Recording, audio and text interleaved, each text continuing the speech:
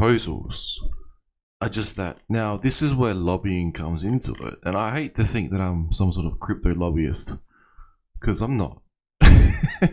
Although I kind of might be. Unpaid, mind you. Whatever the Treasury suggests is just that, a suggestion only. The government is not bound to follow its recommendations, and there will be lobbying once the consultation paper comes out, because this thing has only just come out. Moving on. On LinkedIn, there is some pretty decent crypto resources to look up. This appeared in my feed.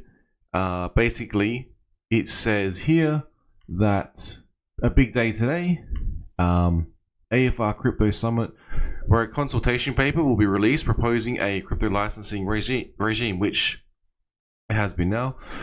The link is in this particular description. I'll put it in the comments as well. That appears to replicate Singapore's licensing approach. So this is where the crypto news comes from. Did you know Singapore has a licensing regime scheme which it applies to each cryptocurrency exchanges? Now, it appears that Australia may be following that approach. Now, Australia doesn't have the same investment and tax settings as Singapore, so high cost to do business in Australia, meaning one of the only features bringing international business to Australia is Australian retail investors' appetite to purchase crypto. Let's see how the paper deals with this. So again, it comes back to the paper. There were 3, 4, 5 things in total. Basically here, again, how the consultation deals with this circumstance. ASIC versus BPS. I've never heard of any of this. It says 5-day trial begins in federal court here in Australia.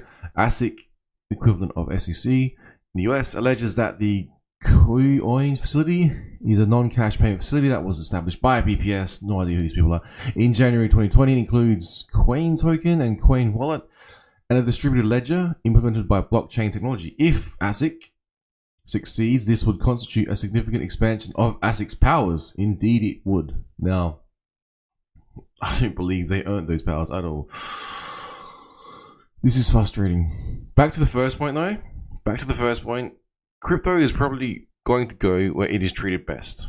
If it's not outright banned. It doesn't appear to be as if it is outright banned, but we are seeing companies, I call them companies basically, like ASIC, like the SEC, trying to expand their powers where they have no right to. But yet this is the world we live in. Because apparently, because someone tells you something, you just listen to it and take it at face value. Whether it's legal or not, that doesn't matter. Really? So if someone comes up to you in the street and says they're a police officer, they have no badge, they have no ID, you're just going to listen to them? And they're going to give you a fine, you're going to pay it? Interesting. Now, these other 3 I'm not so familiar with. ESMA releases DeFi paper, hot off the heels of the second micro-technical requirements package of 3. UniDroit publishes principles on digital assets and private law paper, which has been years in the making. So all this, all today, all anyway. And of course, everyone within crypto has time to go through all of these and understand what's going on all across the globe. Yeah, sure.